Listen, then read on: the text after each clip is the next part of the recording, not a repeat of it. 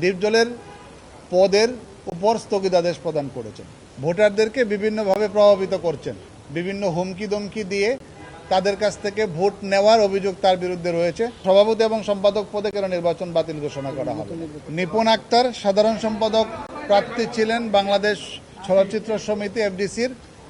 উনি নির্বাচনে পরাজিত হয়েছিলেন, কিন্তু নির্বাচন চলাকালীন সময়ে ওনাদের অভিযোগ ছিল, বিশেষ করে মনোহর হোসেন ডিপজল যিনি সাধারণ সম্পাদক পদে বিজয়ী হয়েছেন, যে উনি নির্বাচন আচরণবিধি লঙ্ঘন করে ভোটারদেরকে বিভিন্নভাবে প্রভাবিত করছেন। বিশেষ করে বিভিন্ন রিসোর্টে নিয়ে, বিভিন্ন জায়গায় নিয়ে তাদের কাছে টাকার অফার দিয়ে ভোট প্রার্থনা এবং বিভিন্ন হুমকি দমকি দিয়ে তাদের কাছ থেকে ভোট নেওয়ার অভিযোগ তার বিরুদ্ধে রয়েছে। এবং সেই অভিযোগগুলির জন্য যে দরখাস্ত করা হয়েছিল, সেই দরখাস্তটি নির্বাচনী বোর্ড তদন্ত করবেন বলে মনোহর হোসেন ডিপজলকে একটা চিঠিও দিয়েছিলেন, কিন্তু সেই চিঠির কোনো নিষ্পত্তি করেন নাই, তার বিরুদ্ধে কোনো তদন্ত হয় নাই। তো এই অবস্থায় নির্বাচন সম্পন্ন হয়। নির্বাচনের পরবর্তীতেও বেশ কিছু অভিযোগ আসছে যে অন্যান্য ভোটারদেরকে জোর করে ভোট কেন্দ্র থেকে বের করে দেওয়া হয়েছে এবং অনেক ভোটকে বাতিল ভোট হিসাবে দেখানো হয়েছে।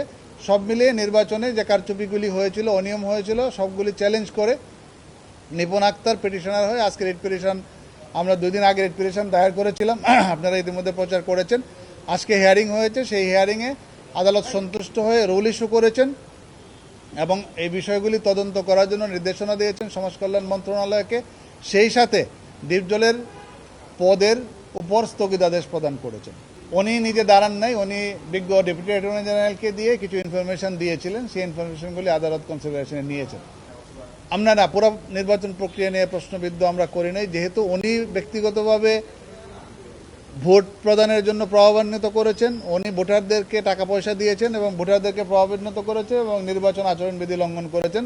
সুতরাং সভাপতি এবং সাধারণ সম্পাদক এই 2টা পদের বিরুদ্ধে আমাদের অভিযোগ ছিল, কিন্তু অভিযোগের যে সিরিয়াসনেস সেটা ছিল বেসিক্যালি রেসপন্ডেন্ট নাম্বার 10 মনোহর হোসেন ডিপজলের বিরুদ্ধে, এবং আদালত শুধুমাত্র একটা পদের উপরে স্থগিতাদেশ দিয়েছে। নিপুণ আক্তার রিট পিটিশন দায়ের করেছিলেন নির্বাচনের আগে। তার অভিযোগ ছিল যে মনোহর হোসেন ডিপজল এবং সভাপতি প্রার্থী যিনি রয়েছেন তারা ভোটারদেরকে প্রভাবান্বিত করতেছেন।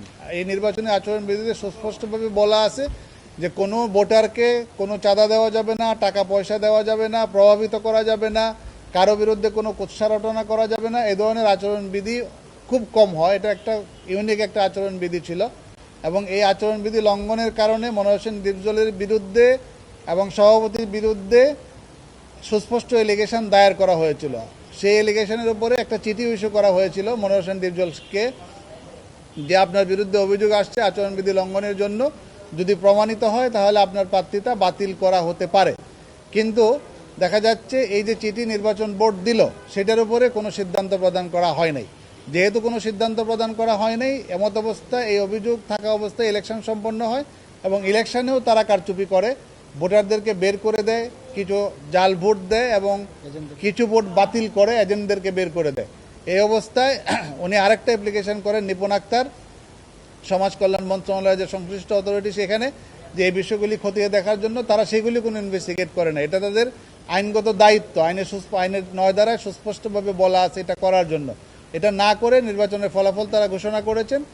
এই অবস্থায় নিপুণ আক্তার এই রিট পিটিশনের পিটিশনার হয়েছিলেন এবং আজকে শুনানি শেষে আদালত মনোহর হোসেন ডিপজলের যে সাধারণ সম্পাদক পদ সেই পদে স্থগিতাদেশ প্রদান করেছেন, নিষেধাজ্ঞা প্রদান করেছেন কর্তৃপক্ষ যেন তার এই পদে দায়িত্ব পালন করার থেকে বারিত রাখে এবং এই বিষয়টা যেন ইনকোয়ারি করে, তদন্ত করে। অভিযোগ শুধু অভিযোগ ছিল সম্পাদকের বিরুদ্ধে, সিরিয়াস অভিযোগ ছিল, সভাপতির বিরুদ্ধে কিছু ছিল। সম্পাদকের বিরুদ্ধে যে অভিযোগ ছিল সেইটাই যেহেতু সিরিয়াস অভিযোগ ছিল সেটাকে আদালত কনসিডারেশন নিয়েছেন।